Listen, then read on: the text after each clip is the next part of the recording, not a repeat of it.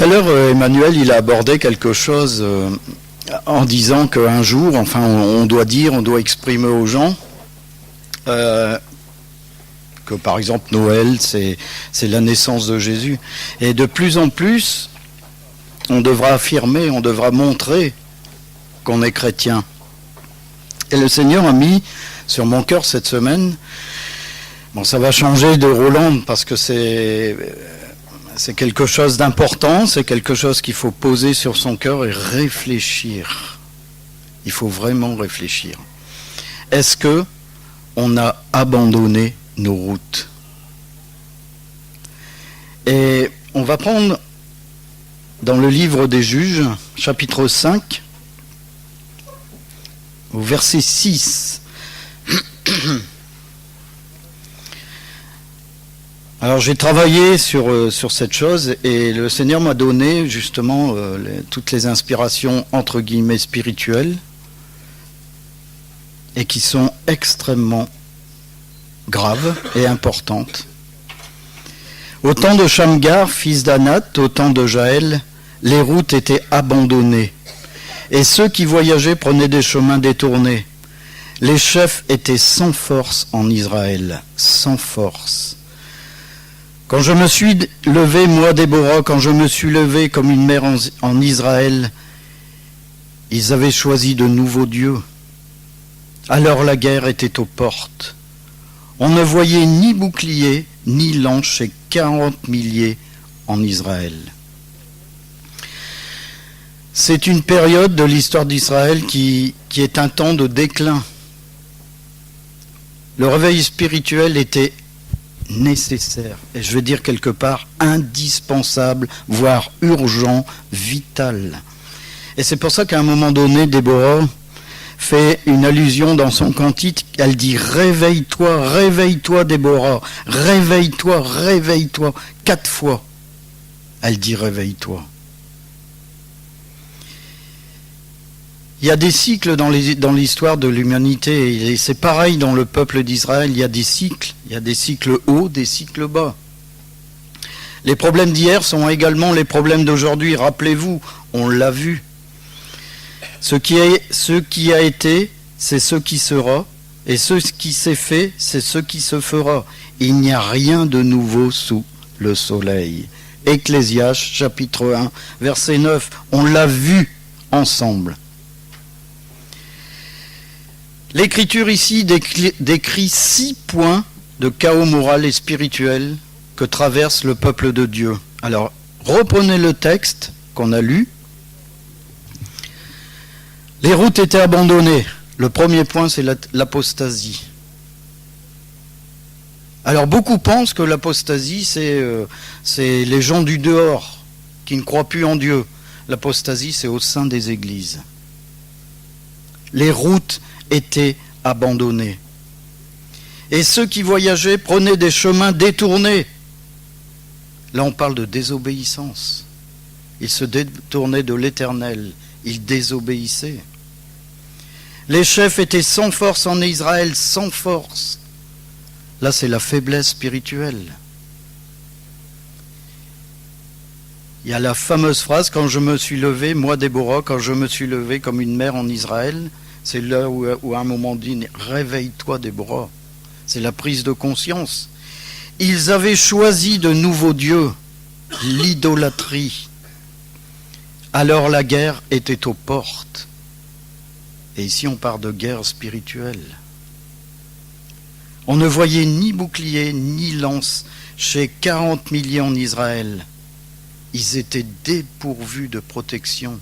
Ils n'avaient plus aucune arme spirituelle. Les routes étaient abandonnées à cause de la désobéissance du peuple d'Israël. L'ennemi avait pris l'avantage en Juges, chapitre 4, versets 1 et 2. Les enfants d'Israël firent encore ce qui déplaît à l'Éternel, alors qu'Éhud fut mort, et l'Éternel les vendit entre les mains de Jabin, roi de Canaan. Le pays était occupé par les troupes cananéennes. Et partout, l'ennemi risquait de fondre sur les chemins. Partout, il risquait de fondre sur les voyageurs. il n'y avait plus aucune sécurité. Tout simplement parce que les routes étaient abandonnées. C'est vraiment pitoyable lorsqu'on songe que c'est l'Éternel qui a fait venir ce peuple à Canaan, qu'il l'avait établi dans la terre promise, préparée par lui-même pour son peuple. Ce matin, je vous invite à réfléchir sur nos routes, sur celles que le Seigneur a tracées pour chacun d'entre nous. Ce chemin qui mène à la bénédiction, ce chemin qui mène à l'épanouissement spirituel, qui est ouverte dans un bon pays et dans une vie chrétienne. Ça pourrait être tellement simple. Ésaïe déclare, il y aura là un chemin frayé, une route qu'on appellera la voie sainte. Écoutez bien, nul impur n'y passera. Elle sera pour eux seuls. Elle sera pour nous seuls, on peut dire. Ceux qui la suivront, même les insensés ne pourront s'égarer. Sur cette route, point de lion, nulle bête féroce, nul ne la prendra, nul ne s'y rencontrera. Les délivrés y marcheront. En Ésaïe, chapitre 35, versets 8 et 9. Mais bien aimés, ce matin, nous n'avons pas à ouvrir de nouvelles voies. Cherchez quelque chose de nouveau. Cherchez un évangile nouveau. Ainsi par l'Éternel, placez-vous sur les chemins, regardez et demandez quels sont les anciens sentiers. Quelle est la bonne voie? Marchez-y et vous trouverez le repos de vos âmes. Les anciens chemins, ce sont ceux que le Seigneur a mis devant nous. Pourquoi en chercher de nouveaux? En hébreu, littéralement, le texte hébreu dit littéralement, en Juge 5-6, les sentiers avaient cessé. Les sentiers avaient disparu. Il y avait eu l'abandon total des sentiers mis devant par l'Éternel. Aujourd'hui, nos églises feraient bien de redécouvrir ces sentiers, feraient bien de marcher à nouveau dans ces sentiers pour découvrir la force qu'avaient les premiers chrétiens de l'Église primitive. Et quels sont les sentiers de Dieu? J'aimerais vous parler ce matin des sentiers que Dieu avait mis. Et c'est là où, ne pensez pas que c'est quelque chose que je vous dis, mais c'est quelque chose que je me dis également. Parce que je pense que vous allez reconnaître plein de choses là-dedans. Il y a 4 sentiers. Et je pense qu'il faut vraiment réfléchir sur ces 4 sentiers. La première, c'est la prière personnelle et collective. On en a parlé avec José vendredi. Tous d'un commun accord persévérer dans la prière avec les femmes et Marie, mère de Jésus, et avec les frères de Jésus. Acte 1, verset 14. Ils persévéraient dans les prières. Acte 2, verset 42. Avec les femmes et Marie, mère de Jésus, et avec les frères de Jésus. Acte 1, verset 14. Ils persévéraient dans les prières. Acte 2, verset 42. En Europe maintenant, c'est plus une partie du monde où l'on prie. Absolument plus. C'est un temps de précipitation, un temps d'agitation, de détermination, d'effort humain, de confiance en soi. Et surtout, en une croyance en ses capacités personnelles. C'est-à-dire que Dieu n'y est même plus représenté dans ce que l'Église fait, dans ce que les Églises font. On vit dans un temps d'organisation humaine. Chaque chose doit être organisée, planifiée.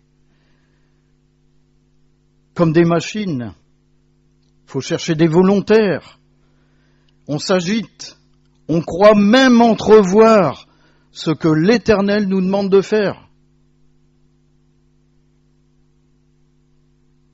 Mais c'est ce qui ne fait pas du tout les affaires de Dieu.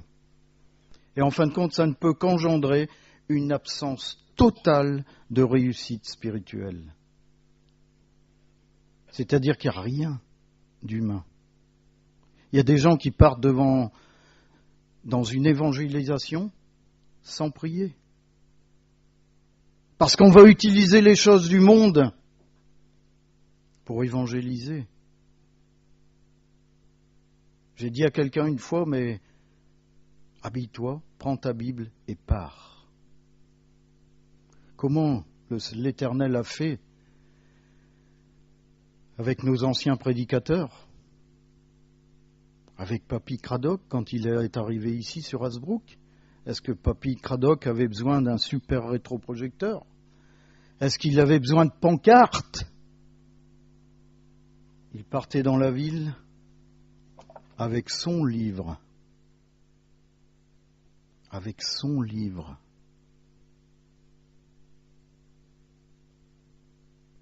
Mais il priait. Il passait du temps dans la prière. Il passait du temps devant l'Éternel en disant « Montre-moi le chemin. Que je sois ton outil entre tes mains. »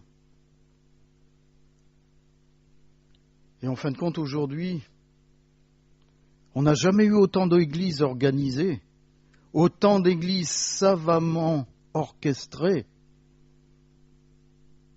mais où Dieu n'y est même plus, où Dieu a déserté le lieu. Il a simplement fait la chose qu'on lit dans l'Apocalypse. Il a enlevé son chandelier. L'Esprit de Dieu n'est même plus au milieu de l'Église.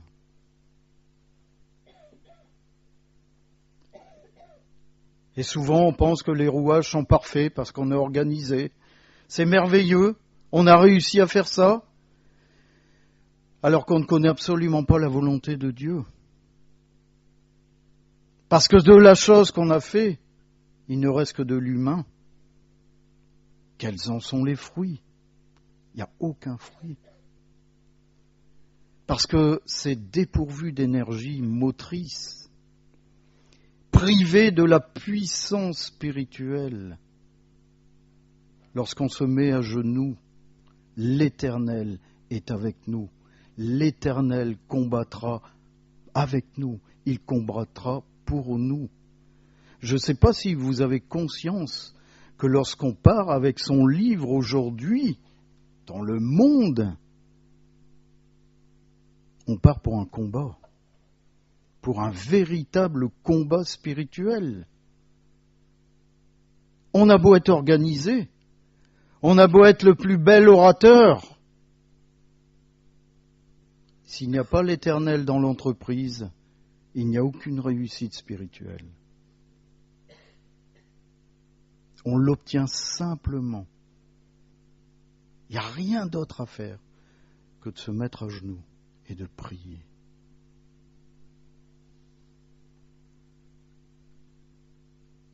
Les intercesseurs se font de plus en plus rares. La prière personnelle est réduite à une peau de chagrin, parce qu'on n'a plus le temps. Parce que il y a le grand Dieu télé, parce qu'il y a le grand Dieu musique, parce qu'il y a le grand Dieu sport, parce qu'il y a le grand Dieu... Il y a plein de dieux. Ils se sont créés de nouveaux dieux. C'est ce que le passage nous dit.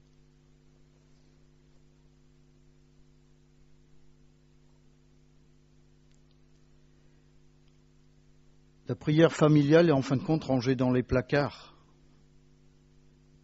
Parce que c'est un objet démodé.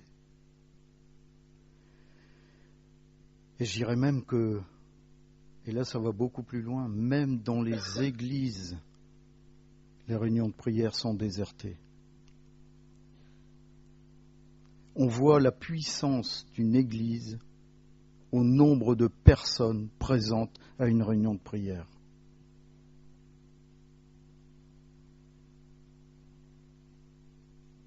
Quelle est notre force aujourd'hui?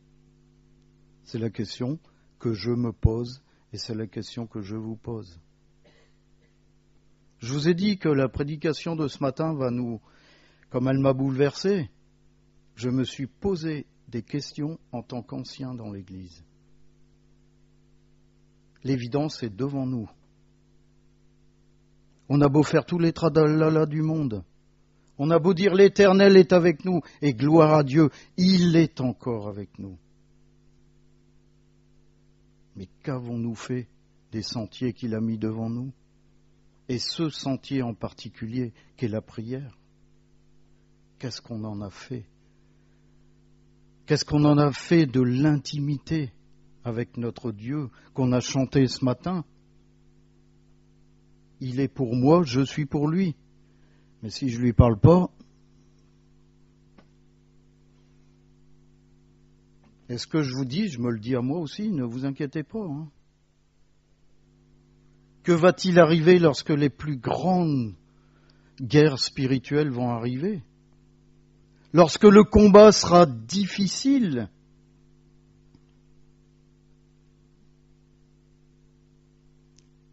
Est-ce qu'on aura cette phrase, la même qu'Ésaïe a eue?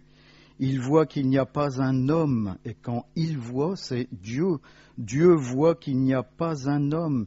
Il s'étonne de ce que personne n'intercède. Est-ce qu'on se pose cette question-là aujourd'hui?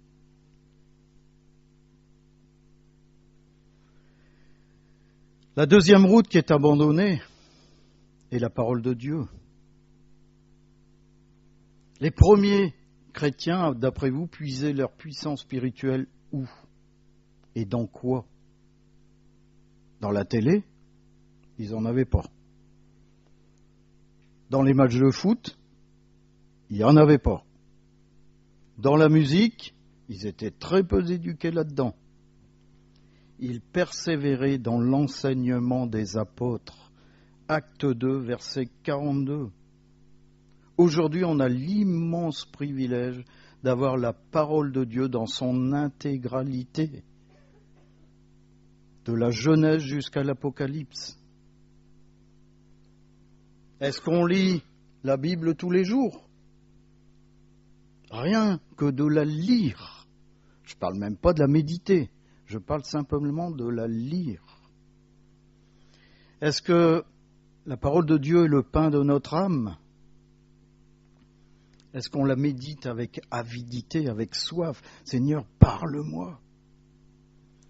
Est-ce qu'on l'étudie avec délice?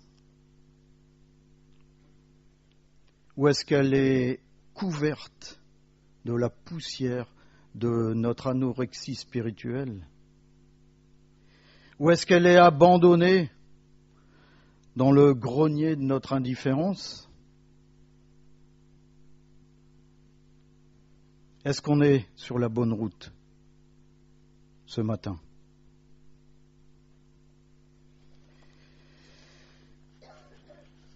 Le troisième chemin, et ça, Roland en a parlé,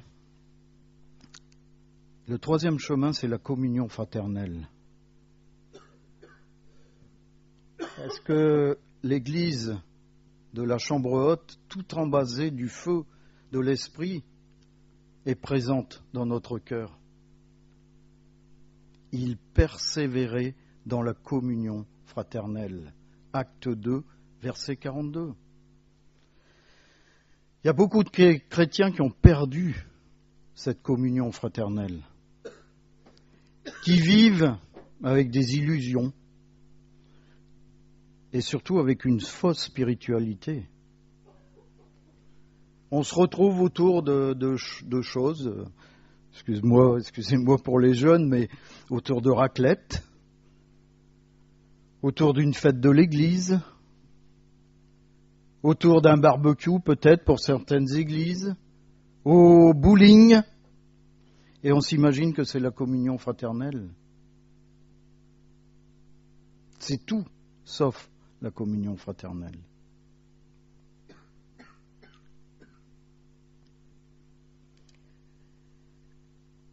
Est-ce qu'on veut contempler le panneau, le tableau de ce qu'est la communion fraternelle?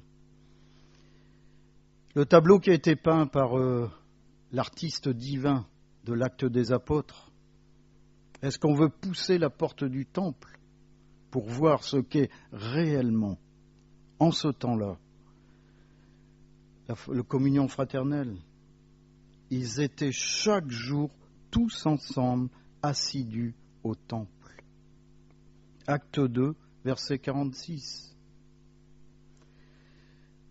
Les retrouver dans leur rassemblement, ils rompaient le pain dans les maisons. Acte 2, verset 46, la deuxième partie du verset. Écoutez la ferveur de leur louange, le parfum de leur adoration. Est-ce qu'on est étonné? Et est-ce qu'on perçoit le battement de leur cœur, rempli de l'amour de Dieu et de l'amour des uns pour les autres? Un amour qui est prêt à aller jusqu'au bout pour leur maître, jusqu'à être dévoré par les lions romains, jusqu'à être écartelé, jusqu'à être scié en deux, jusqu'à être brûlé, servir de torche. Est-ce qu'on est prêt à aller ensemble jusqu'à cette extrémité?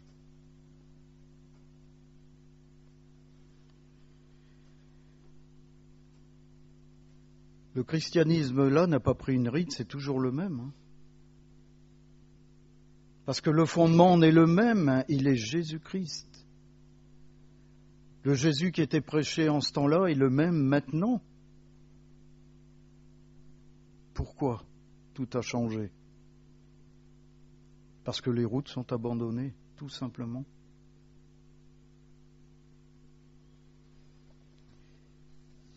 Beaucoup, malheureusement, se contentent du vernis du nom de Jésus-Christ dans leur vie. C'est-à-dire qu'ils n'ont pas la profondeur de Jésus dans leur cœur. Et ça se voit, ça se sent. Est-ce qu'on a déjà rencontré quelqu'un qui a une profondeur spirituelle? Est-ce qu'on sait déjà ce que c'est avoir la profondeur spirituelle?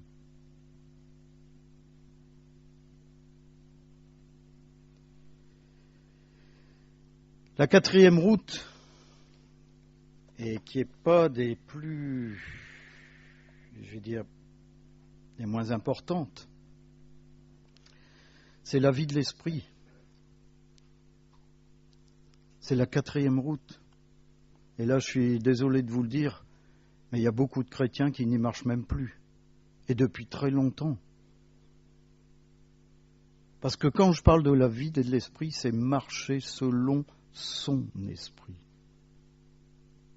On ne s'aperçoit même plus qu'on marche selon l'esprit du monde.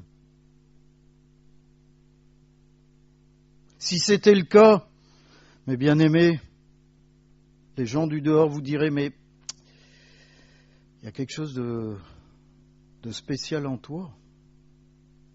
Il y a quelque chose de différent. On est noyé dans la masse. On ressemble à ces gens du dehors. Un pasteur dans une église a dit à une sœur, il l'a invité à vraiment connaître le baptême de l'esprit. À votre avis, sa réponse a été quoi? Mais vous savez, j'ai pas trop le temps en ce moment, j'ai d'autres préoccupations. Voilà sa réponse. Au jour de la Pentecôte, ils furent tous remplis du Saint-Esprit et se mirent à parler en d'autres langues, selon que l'Esprit leur donnait de s'exprimer. Acte 2, verset 4. Un peu plus tard, à la fin de la réunion, ils furent tous remplis du Saint-Esprit. Acte 4, verset 31.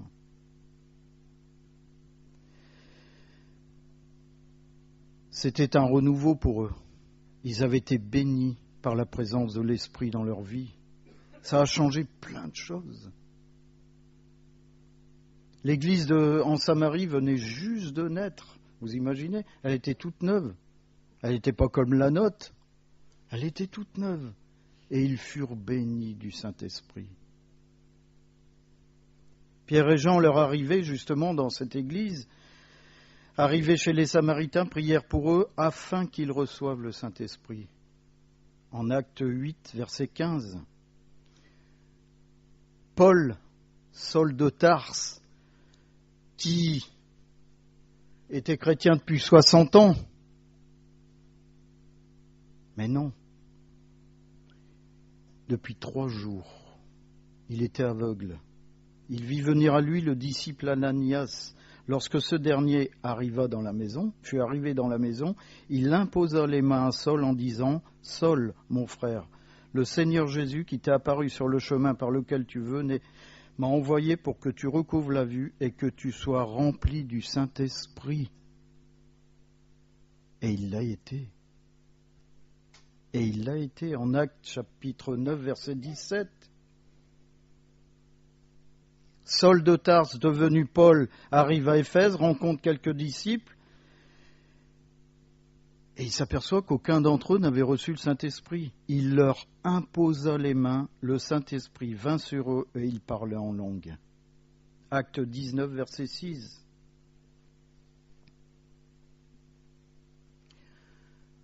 L'Église d'aujourd'hui, pas plus que celle d'hier, ne peut absolument pas s'offrir le luxe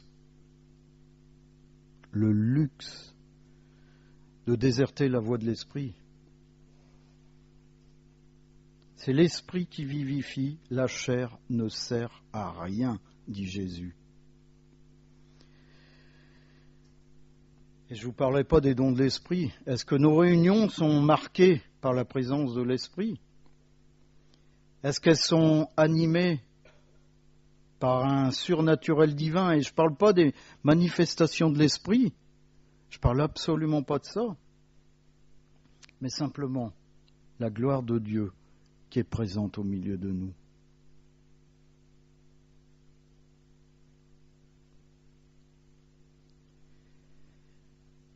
Est-ce que, au sein de nos assemblées, on a le bénéfice d'entendre quelqu'un qui parle au nom de l'Éternel, pour édifier, pour consoler, pour exhorter? Est-ce qu'on le vit encore au milieu de nos assemblées, qui montre la présence de l'Éternel? Nos cultes sont-elles irrigués par des louanges remplies du Saint-Esprit? Des louanges qui se posent sur votre cœur et qui l'apaisent. C'est ça la présence de l'Esprit dans une église.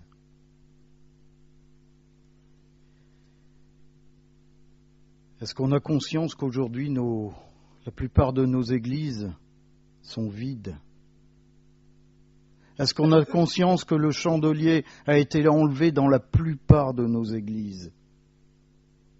Pourquoi? Parce que les routes ont été abandonnées. Parce qu'on s'est laissé submerger par les dieux extérieurs. Parce qu'on a voulu fonctionner selon ce que l'on croit. Et surtout, parce que je crois que le Seigneur m'a demandé de faire ça. Et on va directement dans le mur. Pendant des années, on peut faire des choses pour Dieu, mais jamais avec Dieu. La différence, elle est là. Le résultat est quoi? Il n'y a aucun fruit. Aucun.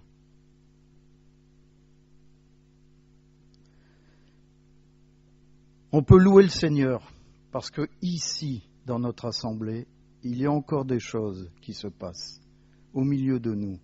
On peut, mais jusqu'à quand? Jusqu'à quand? Est-ce qu'on a conscience ce matin de l'état spirituel, de notre état spirituel en premier lieu, mais de l'état spirituel de l'Église? Parce que le loup est à la porte. Et quand le loup va commencer à dévorer, il sera peut-être trop tard pour se mettre à genoux. Regardez simplement comment vit le monde aujourd'hui. Regardez les révolutions qui sont en marche parce que on veut avoir des droits, les mêmes droits que les autres. Parce que il y a de l'injustice. Mais Jésus a été le premier à souffrir de l'injustice humaine. Et il l'a payé cher. Il l'a payé de sa vie.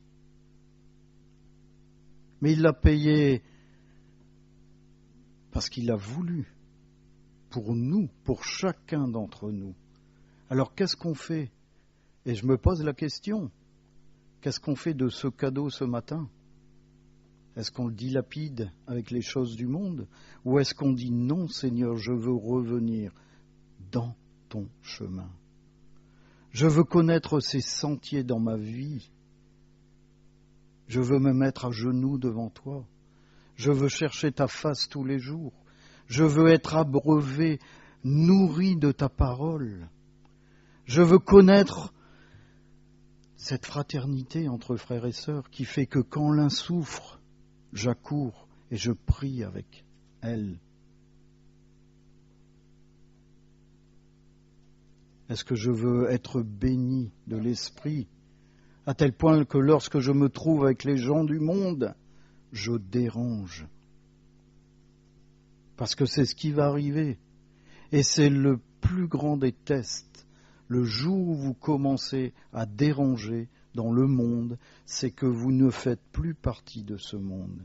Si on ne vous dit rien, c'est que vous faites partie de ce monde.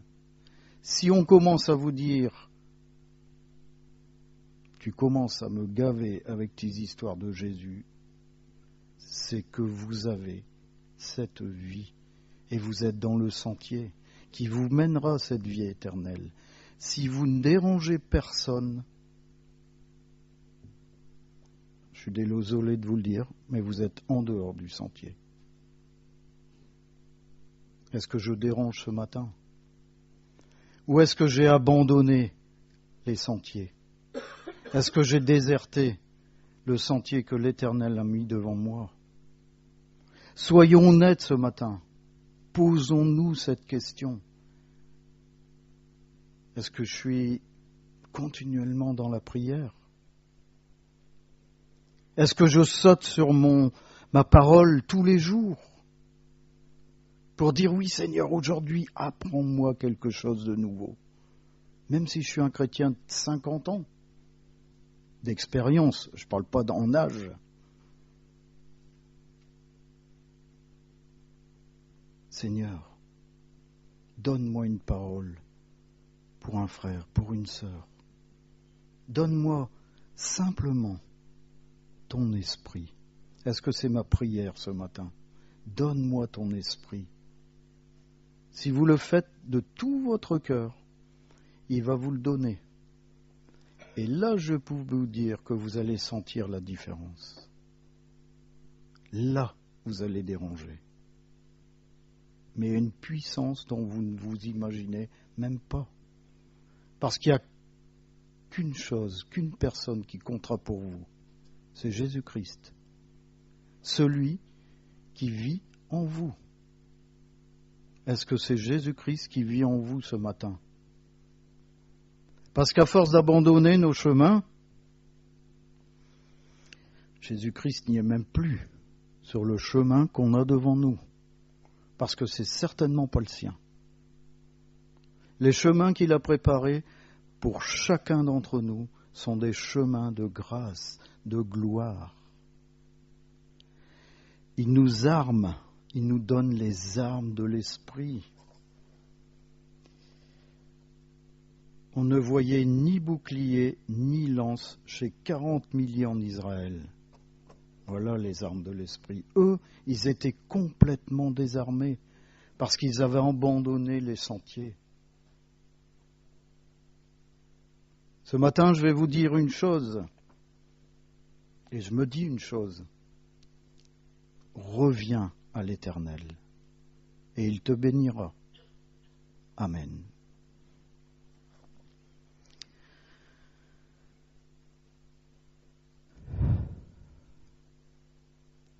Seigneur, ma prière, c'est que tu puisses nous inonder personnellement de ton esprit. Remplis-nous de ton esprit. Remplis-nous de toi, Seigneur.